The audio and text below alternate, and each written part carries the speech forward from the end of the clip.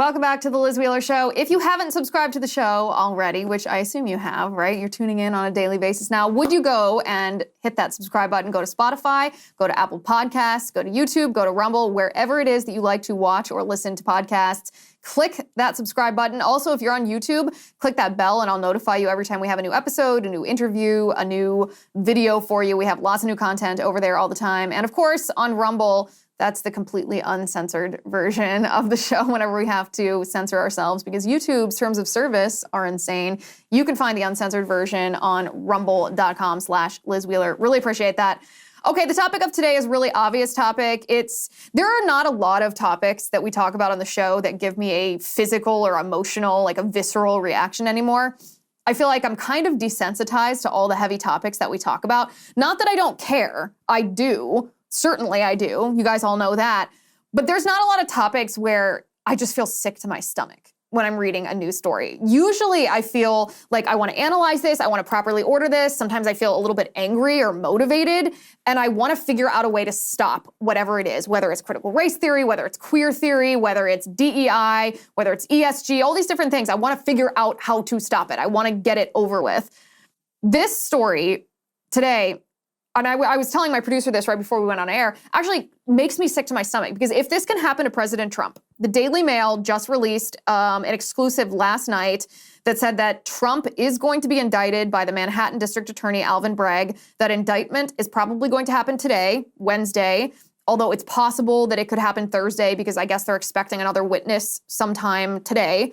And they're not going to issue this indictment until that witness, we're not sure who this witness is, until that witness has actually testified, so it could be Thursday. But the arraignment, which is when Trump would appear in court, when he would be fingerprinted, when there would be a mugshot taken of him, that is not expected to happen. He's not expected to go from Florida to New York until sometime next week, even if the indictment happens either today or tomorrow, or I guess potentially Friday, whenever it is that they decide to do this.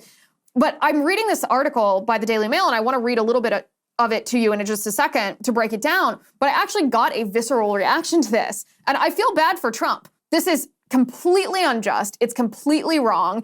It's so far beyond a miscarriage of justice, it's hard to even put into words what we are experiencing.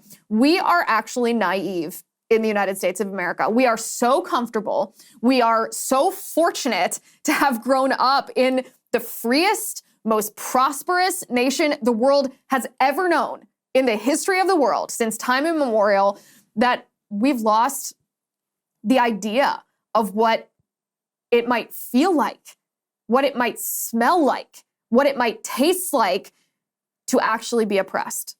In fact, we're so prosperous that we as a society, I know it's not you and me personally, but we as a society are making up oppression. We're saying, oh, well, if you don't practice DEI, then you are oppressed. If you don't abolish the police, then you are an oppressor. We're making up oppression because we're so fortunate to have avoided it for so long. And I don't think we fully realize the severity of what is happening if Donald Trump is indicted for something that is a non-crime. I would like to remind everyone, you can talk about the legalities of campaign finance laws as much as you want.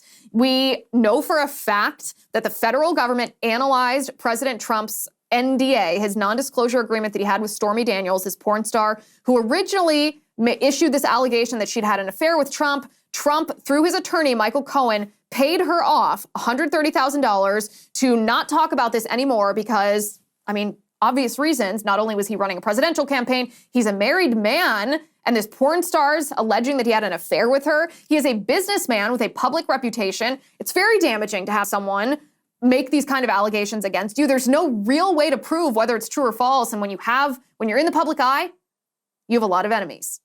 You have a lot of people who don't care about the facts, who don't care about truth, who want to take you down. So he paid this woman off $130,000 through his lawyer. And there was some fudging of the financial documents when he paid her off. He said that, these were legal fees paid to Michael Cohen, who he had on retainer. And those two things weren't true. This wasn't legal fees, and he didn't have Michael Cohen on retainer. And so there is a very, very thin case to be made that this might be a misdemeanor because he falsified business records. But truthfully, no one gives a rat's tail. No one cares. No one cares. And what's worse is Stormy Daniels admitted later on that she lied. I want to bring this up.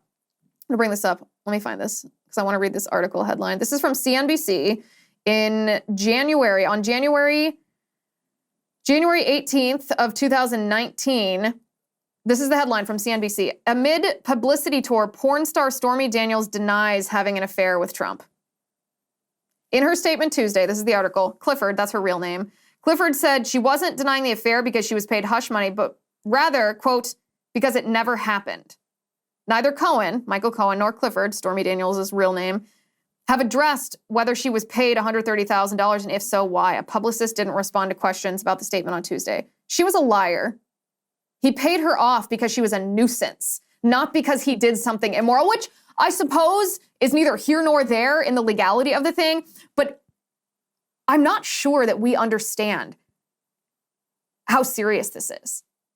If this can happen to Donald Trump, it's unfair, it's awful that it's happening to Donald Trump, but if it can happen to Donald Trump, then we're all screwed.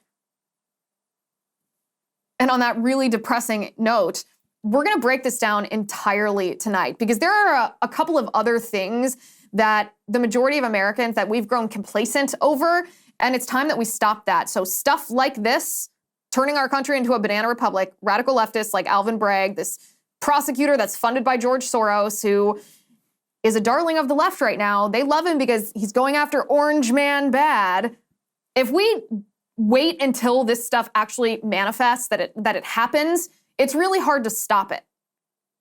What we have to do in order to avoid this is actually avoid it. We have to prevent it before it's happening, which means we have to be self-aware and we have to have foresight and we have to be able to predict how the left is going to attack us before they wage the attacks. And there's a perfect example of that that's happening right now in our country. So let's get to it.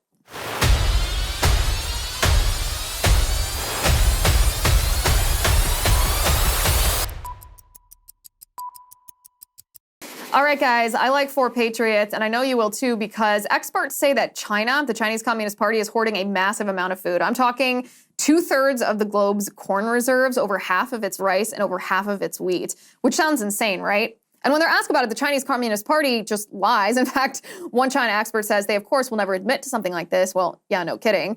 Here's my question. What does the Chinese Communist Party know that we don't know? Why are they engaging in this food hoarding? Well, the answer to that is when it comes to global food shortages, China is the canary in the coal mine. See, China is the world's #1 food importer. They rely on us, on the rest of the world, to keep their people fed. So they can't afford to mess up, or they're going to face riots, they're going to face civil panic, maybe even worse, when their people, over 1 billion people, don't have enough food to eat. So what does this mean for you and for me?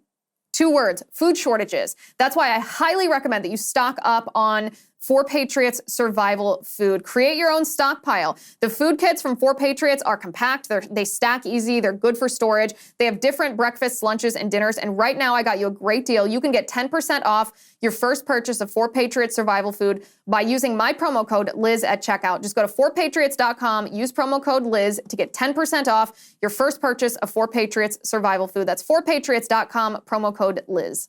Okay, so let me bring up this Daily Mail article. I want to read it to you. This is the headline. It says, exclusive, Trump will not be arraigned this week. Former president is expected to be indicted tomorrow, and Secret Service will make plans for his surrender and appearance in New York court next week. So when they say tomorrow, it was published yesterday. It was published on Tuesday. Today is Wednesday.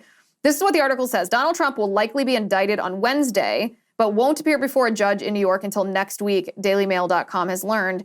There will be no arraignment this week, a source familiar with the proceedings told Daily Mail exclusively on Tuesday. The former president, who is currently in Florida, is expected to be formally charged tomorrow, after which the Manhattan District Attorney's Office will reach out to Trump and his Secret Service detail to make arrangements for his surrender, according to an insider. Meanwhile, it's all hands on deck for the New York Police Department and Metro Police Department, as all officers on Tuesday are expected to be in uniform, ready for anything in the wake of the potential indictment. Officials in New York City and Washington, D.C. are preparing for possible unrest and demonstrations following the former president's plea to his supporters to, quote, protest in response to a potential indictment handed down by Manhattan District Attorney Alvin Bragg over hush money payments made to porn star Stormy Daniels. Trump had said last week he was expected to be arrested on Tuesday, but a law enforcement official told the Daily Mail that an indictment would likely happen on Wednesday at the earliest.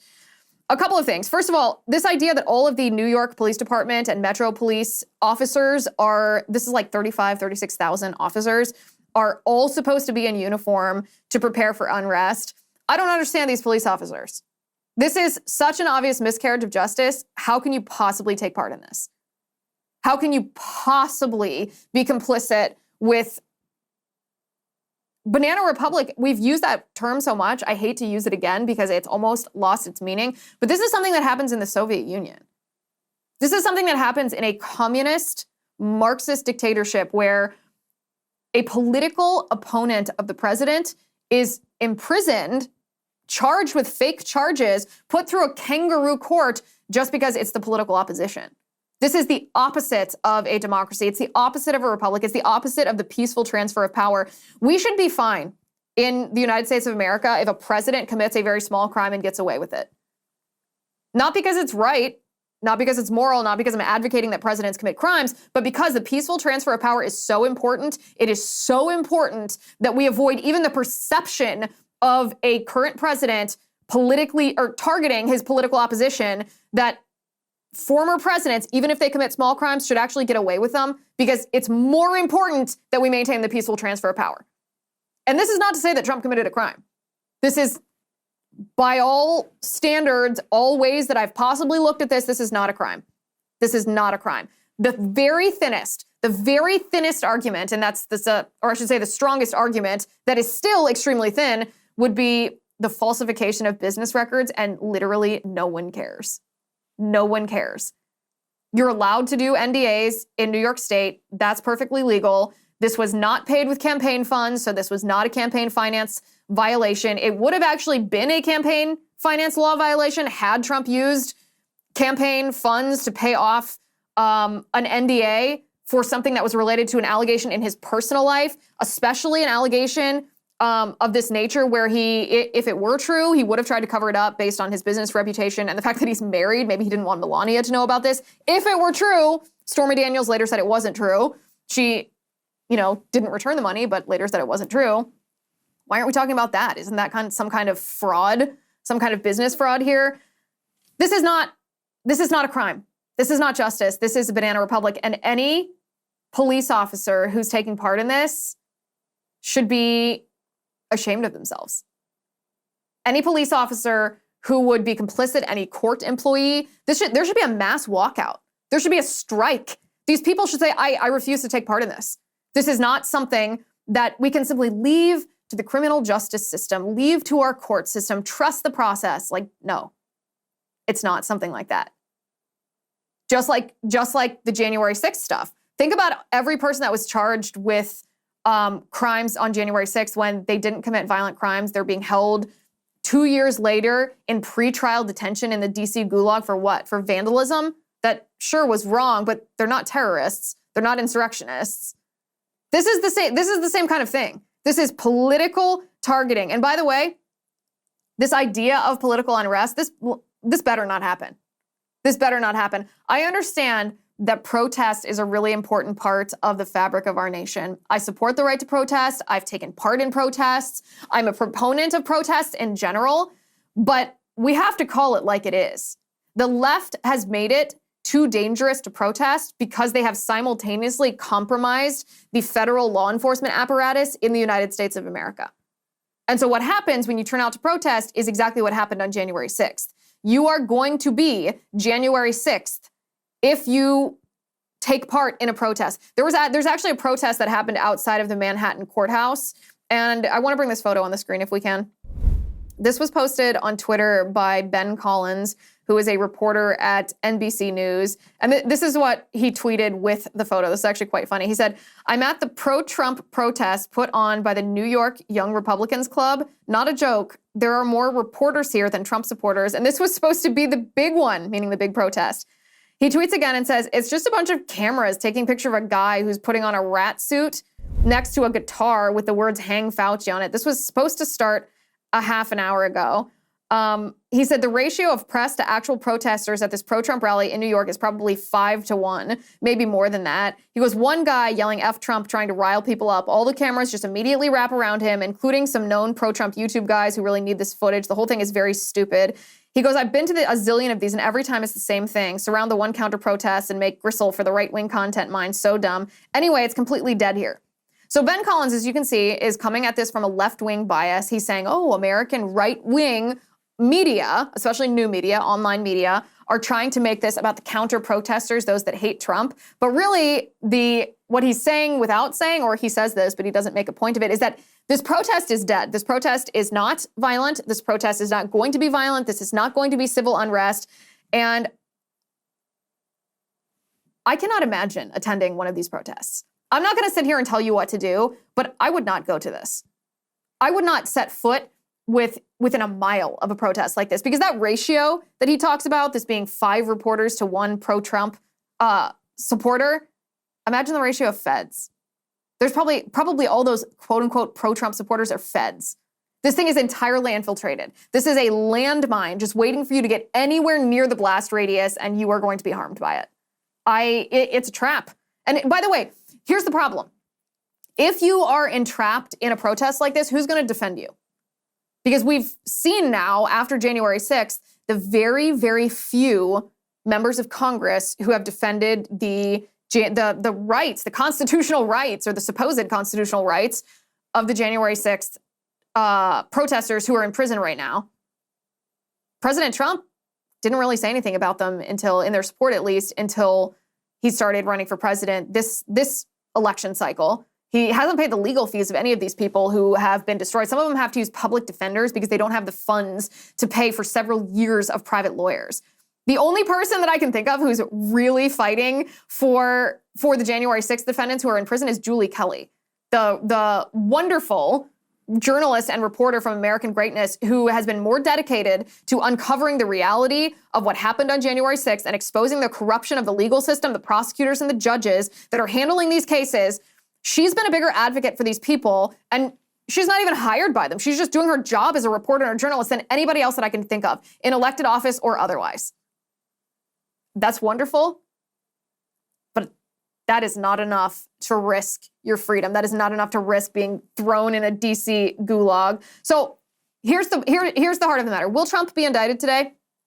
I don't know. He's probably going to be indicted today or tomorrow. I have said all along that Trump is going to be indicted. I said this 6 months ago before the midterms, in the lead up to the election, when Joe Biden appointed that special counsel, Jack Smith, to investigate whether President Trump actually incited an insurrection about January 6th.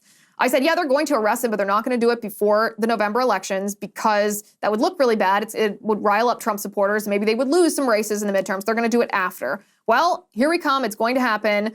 And by the way, the moment that this indictment does come down, whether or not the arraignment happens today or tomorrow or next week, whether or not President Trump stays in Florida or goes to New York, we're going to go, as soon as this indictment comes down, we're going to go live on Rumble. So make sure that you are subscribed over there, rumble.com/Liz Wheeler. We're going to break every little bit of this down as it unfolds, especially when they release the legalese of what this indictment is. The other thing that I want to talk about today is this, is this back and forth between President Trump and Ron DeSantis. I know, I don't always talk about this stuff because oftentimes I think it's dumb. I don't like to talk about dumb stuff. I actually sometimes resent when I have to cover stupid things. But this has been in the headlines for a couple days, and I know it interests a lot of us to watch what's happening in the primary. So before we get into my opinions on this, I want to ask you guys, what do you think of this President Trump versus Ron DeSantis stuff? In fact, I have a poll that I want you to vote on, which I'm going to talk about in just a second. But first, I want to talk to you about Patriot Software. Patriot Software is great. They create accounting and payroll software that radically simplifies the day-to-day complexities that American businesses like mine and like yours and our accountants face. Patriot's powerful accounting and payroll software is fast, it's simple, it's affordable, and most importantly, it helps you keep your most scarce resources, your time and your money. Patriot understands American businesses because of its own humble beginnings in a cold, wet basement of a factory. Patriot Software is obsessed with seeing your business succeed because when it does, families are blessed, communities thrive, and our country gets stronger. Patriot Software was voted #1 for ease of use, for customer support, for features, and for value for the money by its own users. And we all know that, users of a product are oftentimes the biggest critics. So they voted it number 1. That's a pretty strong endorsement. Highly recommend you go to patriotsoftware.com and try the accounting and payroll software for free for 60 days. It's a great deal. If you use my promo code Liz, and you can see for yourself why tens of thousands of business owners and their accountants trust Patriot Software. Just go to patriotsoftware.com, use promo code Liz for 60 days for free. patriotsoftware.com, promo code Liz. Okay, so I have a poll I want you to vote in. You can vote in this poll at lizwheelershow.com/locals. Anyone can vote in this. You don't have to be a VIP. You don't have to be a supporter here. Just go to lizwheelershow.com/locals and vote in this poll. The question in this poll is Trump or DeSantis, ? That's all there is to it, just Trump or DeSantis. Who do you prefer? And once you post, once you cast your vote, I want you to post underneath, and I want you to tell me whether the impending Trump indictment and Ron DeSantis' response to Trump's indictment, plus this new interview that Ron DeSantis has given to Piers Morgan. It hasn't come out yet, but we have seen articles. Piers Morgan published an op-ed talking about some of the things that Ron DeSantis said in this interview, including the fact that he said, I have what it takes to be president and I can beat Biden.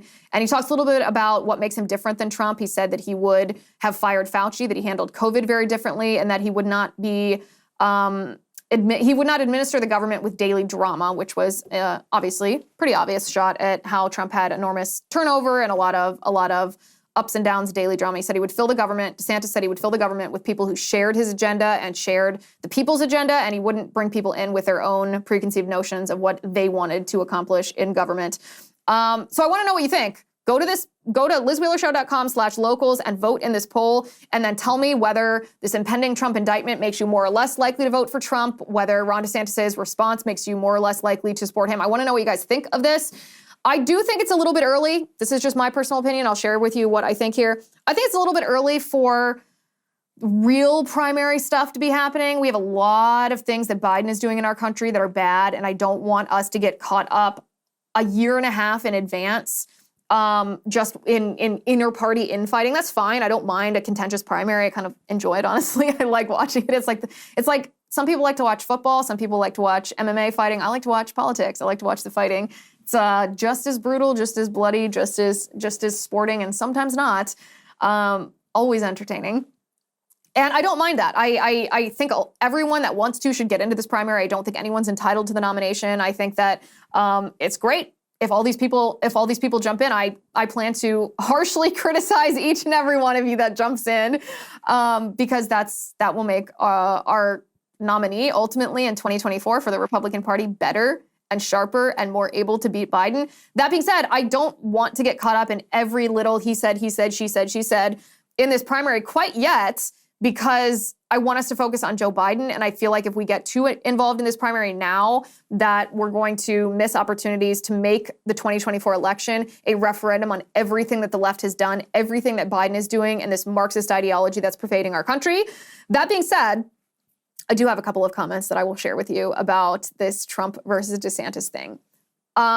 It seems, this is going to sound a little bit perverse, but bear with me. It seems that Trump is not entirely upset about the idea of being indicted. This is what it seems like. He could be putting a brave face on. He could be acting this way simply because he doesn't have any choice. Maybe he's feeling hopeless behind the scenes. It doesn't seem that way. It seems like he understands the political benefit to him if he gets indicted. It seems like he understands that even if he's indicted, even if he's humiliated by a perp walk, I don't think he'll be handcuffed, even though the left wants to handcuff him, because I don't think the Secret Service would let that happen.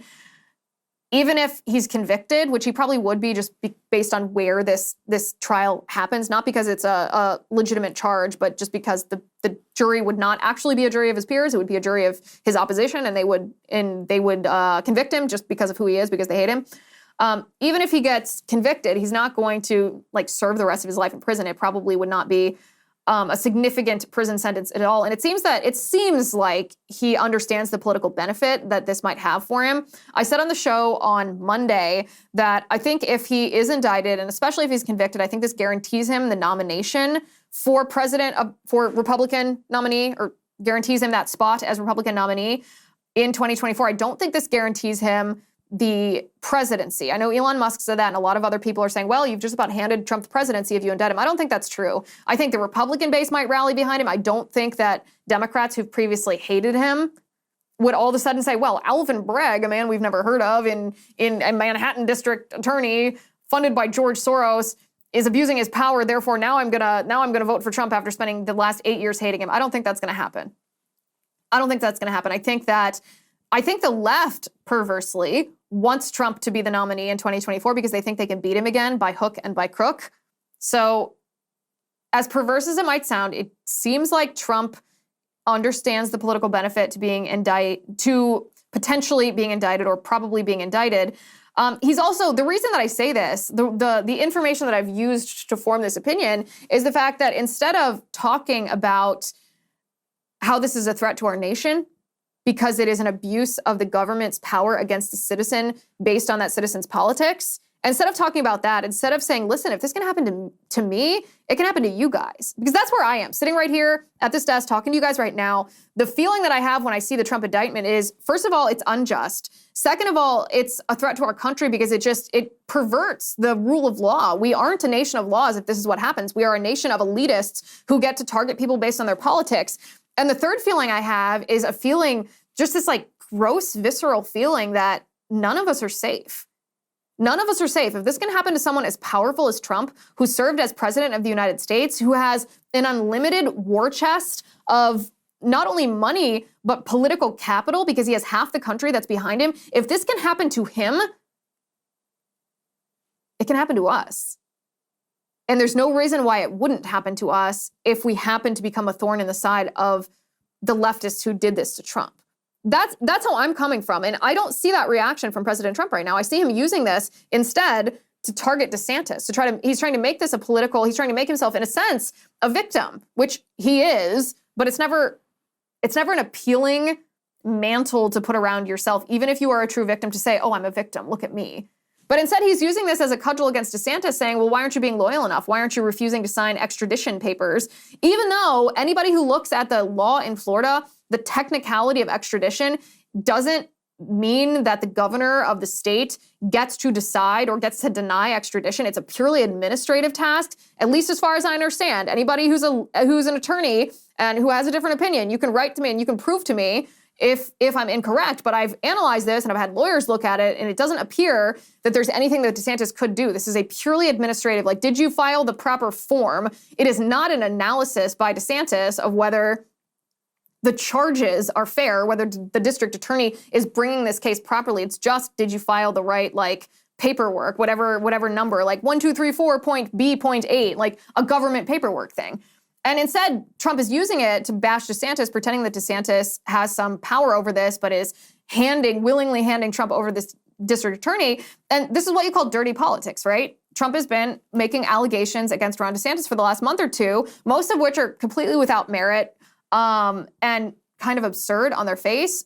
To me, it shows that Trump is afraid of DeSantis, which maybe he should be from an objective standpoint. I know Trump is usually wildly ahead in the polls. You'd think he would be pretty confident in his position, but DeSantis is his closest runner-up in the polling. And so Trump has been playing pretty dirty politics against DeSantis, and there's a couple ways of thinking about this. First of all, I don't really care if people play dirty politics. I know that this is maybe an unpopular opinion. We used to, like 10 years ago, say, oh, politics, you should still be a gentleman, you should still be classy, you should still respect your opponent, but we're way beyond that in modern politics. If we play by those rules, we're going to be defeated every time by the left. And then, not that we should cheat and lie and steal, but I don't care if we're like savage. I don't care if we completely eviscerate the left, as long as, we're doing it legally. And when Trump acts this way, when he plays dirty politics and he's trying to be savage against DeSantis, it just shows me that he knows how to fight, that he knows how to be savage. And I want someone who knows how to be savage to fight against the left. So while I think it's kind of silly to aim it at DeSantis, at the same time, I appreciate the fact that he's at least willing to be savage. He's at least willing to play dirty politics, because you have to be if you are going to win in this country. That's one way to think about it. Another way to think about it is to say, listen, don't knife people in your own party, especially people who have a political future after you. DeSantis is like half of Trump's age right now. He's going to be in politics for decades. President Trump is not. He's almost 80. So don't ruin political candidates that are probably going to follow in your footsteps. Many ways to look at this. Many ways to look at this. Like I said, I don't really care that much about the dirty politics. I kind of respect politicians who play dirty politics as long as they do it legally and at least have a good basis for a good premise for playing dirty politics. But the indictment itself, this is a really big deal.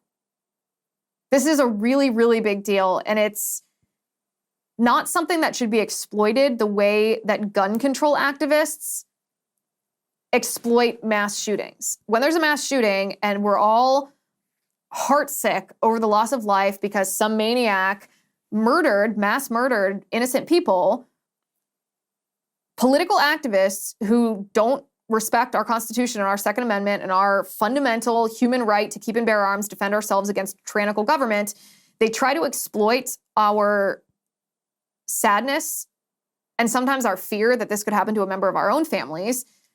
And they try to use that, they exploit that to try to pass their political agenda legislatively or use executive power to dictate it, to issue a fiat. And I hate that. That's politics that I cannot tolerate because it's wrong, it's immoral. That is what I don't like about what I see here is President Trump can play dirty politics with Ron DeSantis all he wants, that's fine. Ron DeSantis can play dirty politics with Trump all he wants, that's fine. I want to see politicians who understand that they're going to have to play pretty rough to beat the Democrats. I don't want some polite young gentleman who trying to run against the Democratic Party that's been co-opted by Marxists. Like, no, you got to be savage to beat these people. But what I don't want is I don't want something as serious and as gut-wrenching as an indictment that shows us that our country is a sick, sick country, that our government is a sick, sick government, and not just as it relates to targeting Trump, but as it relates to potentially targeting us. I don't want our emotions and our fear and our support of Trump in this scenario, I don't want that exploited and weaponized against a fellow Republican. That's perhaps what's happening right now, which is why I said perversely, it sounds like President Trump might want to be indicted. But one of the things that Republicans have not done a good job with in the past, well, as long as I've been alive, is self-awareness. And I want to talk about that in just a second. But first, I want to talk to you about Relief Band. I think I've told you before that I am the absolute worst person to take a road trip with. I don't say this like in a self-deprecating way. I'm literally the worst person to take a road trip with because I get car sick and it makes me fussy. And then it's not just me not having a good time. Nobody has a good time with me. When I get nauseous, I will do almost anything it takes to feel normal again. And I don't mean using pills that make me drowsy or cheap sweatbands that just press on your wrist. There's actually nothing worse to me than when a product says it's going to do something and then it actually doesn't. But when it comes to relieving nausea, Relief Band is the real deal. You have got to check out Relief Band. Relief Band is the #1 FDA-cleared anti-nausea wristband that has been clinically proven to quickly relieve and effectively prevent nausea and vomiting associated with motion sickness, but also associated with anxiety and migraines and hangovers and morning sickness and chemotherapy and so much more. You can forget the days of nausea pills that make you groggy and exhausted. It's like the name says, Relief Band is legitimately a band you wear on your wrist to give you relief from nausea. And you can change the intensity depending on how you're feeling to make it either stronger or weaker. Relief Band actually works. Right now, I have a great offer for you. If you go to reliefband.com and use my promo code Liz, you can get 20% off plus free shipping. So head to reliefband.com. It's RELIEFBAND.com and use my promo code Liz for 20% off plus free shipping. Reliefband.com, promo code Liz. Okay. So one of my favorite characteristics in another person is if they have self-awareness, if they're able to just very objectively categorize both their strengths and their weaknesses, if they really know themselves, and if this is not just like a one-time analysis, like, oh, I like to talk. Oh, no, I'm an introvert. If you are in a state of constant self-analysis, that you're very aware of how you operate, it's usually an indication that you're also aware of how other people operate, and it's one of the reasons I like to read fiction, actually, because I consider myself a hobby student of human nature. I really like to analyze what makes people tick, why people do things, why they react in certain ways, why they don't react in certain ways, why they shut down. I really like to understand why people do what they do or why they don't do what they don't do. And part of that is having self-awareness about yourself. For example, I'm very self-aware about the fact that I'm an intense person. This is just who I am. This is how I was made. This is the gift that God gave me. And I really appreciate this thing about myself, that I'm very intense, I'm very passionate. I care about things, and it brings me great energy to talk about things that matter and to fight back against injustice. I also know that my intensity has, as most characteristics do, my intensity has a flip side, that sometimes I care about things, or I dig my heels into things that don't matter the same way as all the things we talk about in this show. Like, I'm very confident that I am correct on these things that we talk about in politics and principles and religion on the show, but I'm also very convinced that I'm correct about almost anything that I talk about, including like how I load the dishwasher or how I do the laundry, everything, intense about everything. So you can imagine it's both good and can be kind of annoying sometimes, I would imagine. You can ask my husband about that, although I doubt that he's the best man I've ever known, and I doubt that he would say anything negative. But self-awareness is very important, and it's a hallmark, I think, of being very successful. Because if you understand yourself and how you operate and what your strengths and weaknesses are, you understand other people, how they operate, what their strengths and weaknesses are, and you are better able to achieve success. Republicans lack self-awareness. Individuals out there who are part of the Republican Party, maybe you are very self-aware. Maybe you're like, oh yeah, I totally know what you're talking about. But as an institution, the Republican Party and the conservative movement have lacked self-awareness for quite some time now. A long, long time. We are completely unaware. We're completely naive. We're completely complacent regarding what we're fighting against, the implications of what we're fighting against. And the result of this has been that bad things happen in our culture, both in civil institutions and in political institutions, and we act surprised that these things happen. We don't see these coming. We're just like, oh my goodness, where did critical race theory come from? Oh my goodness, when did public schools become such a bad thing? We are so naive and so complacent that we're not only surprised when these things happen, we, for a time, are actually in denial that they're happening. There are still people to this day who are defending public schools, Republicans who are defending public schools, like, oh, it's not happening in your school, in your neighborhood. That's just happening in, California or in New York or somewhere very, very liberal. And there are people that are like, well, even if it's happening in school, you can always talk to the teacher. They can change the curriculum. There are people that are so naive, so complacent, so they lack such self-awareness that they actually believe that that is true. And it is objectively false. The institution of the public school system has been thoroughly corrupted. There's nothing individual teachers can do about it. There's almost nothing that even principals can do about it. And it is in every single public school, in every single neighborhood, in every single city, in every single state across the country, barring none. It is entire. It is thorough. And we were surprised when this happened. So surprised that we went into denial. Well, the same thing with President Trump's indictment. This actually should not surprise us. This not only has been very obvious that the left has been trying to bring this to fruition, first in Russiagate, like they impeached President Trump. They wanted the Senate to convict him so that he would be thrown from office and possibly imprisoned. They just happened to lack a majority of Democrats in the United States Senate. They even had some Republican defectors side with them during the two impeachments, Russiagate and then Ukraine. Twice they impeached him. And they actually didn't do that just ceremonially. They did that because they are actively seeking a way to arrest him, actively seeking a way to criminalize him. And then you had the classified document stuff at Mar-a-Lago. They wanted to criminalize him. They were not just trying to ruin his reputation. This wasn't a political gambit that they thought, oh, well, if we can embarrass him, if we can show that he is a hypocrite, then maybe that'll convince some of his supporters not to vote for him anymore. No, they actively wanted to charge him with a crime using a statute that, if convicted of this crime, would prevent him. It would prohibit him from running for president again. They wanted to put him in prison and prevent him from running for president. So this should not surprise us that this piddly possible misdemeanor that literally no one cares about, that's being elevated to a felony by a prosecutor funded by Soros, who has downgraded 52% of felonies in New York to misdemeanors because he doesn't believe in the criminal justice system, is now weaponizing against President Trump because they want him arrested.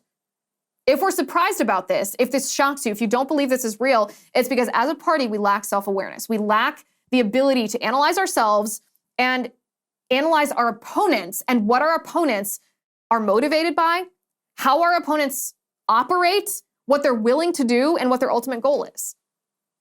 And because of that, President Trump is about to be indicted.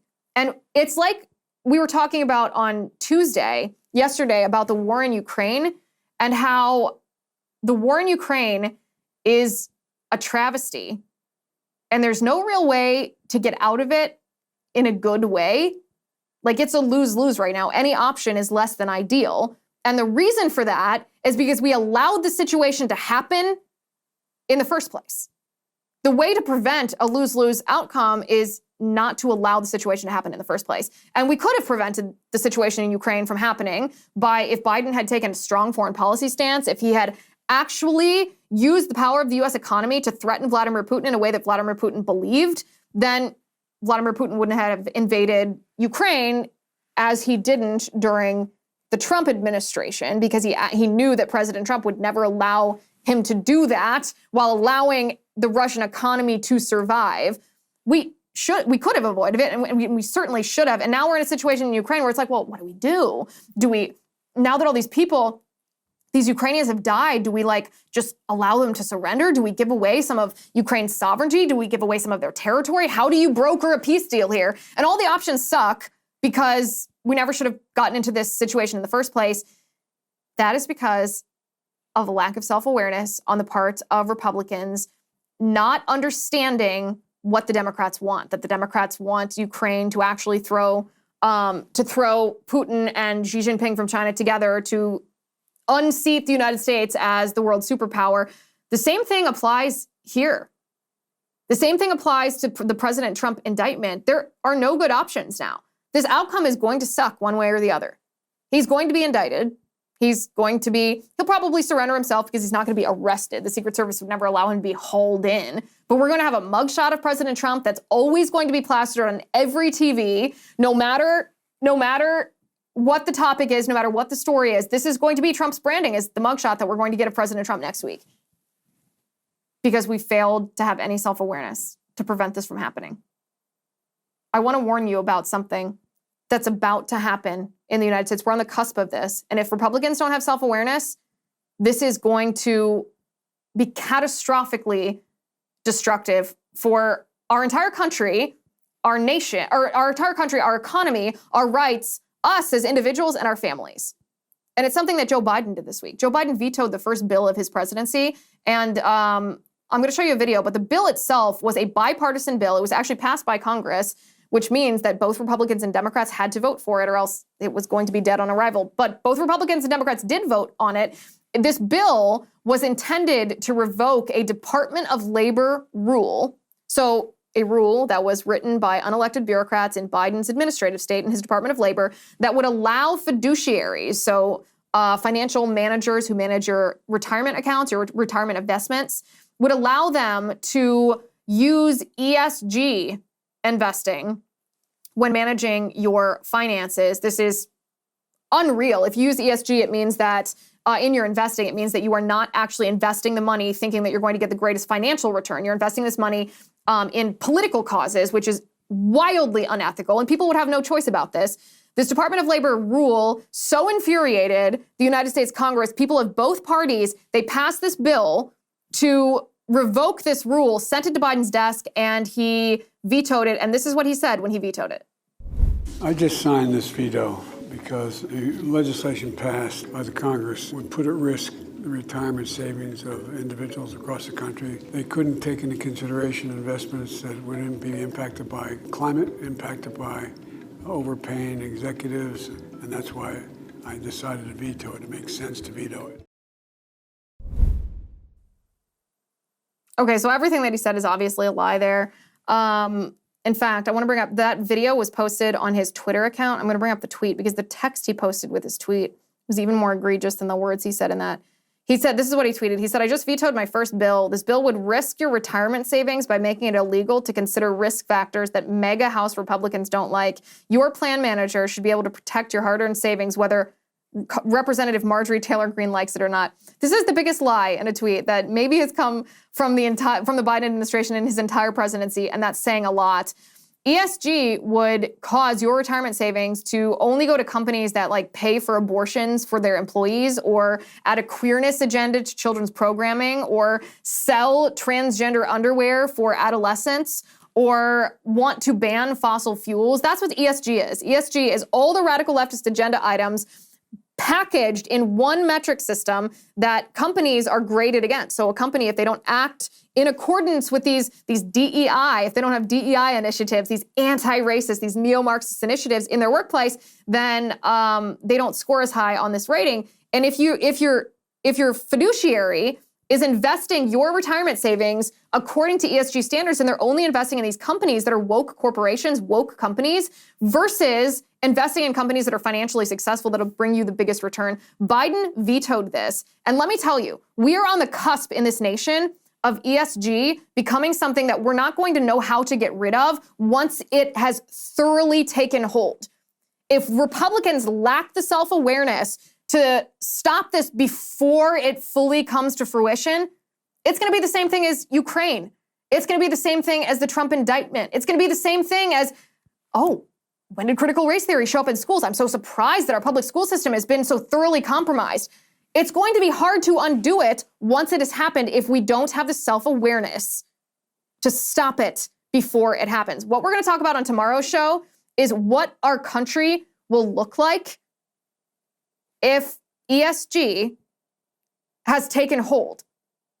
And this is something that you might not even realize when ESG takes hold, because it's going to take hold of our financial system first. And we're going to talk about the implications in our personal lives if we allow ESG to take hold, if we lack the self-awareness to stop this before it starts. Like I said, if the Trump indictment happens sometime today or tomorrow, we're going to go live on rumble.com/Liz Wheeler. Head over there, subscribe to that. You don't want to miss it. We're going to break it down together. And I want to hear all of your opinions on that. So join in the live chat. Tell me what you think.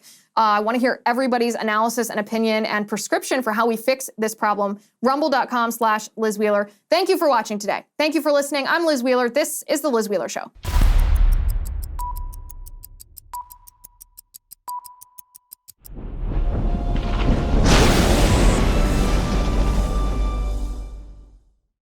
If you haven't already, give this video a thumbs up, hit the subscribe button below, and ring the bell to make sure you never miss a video.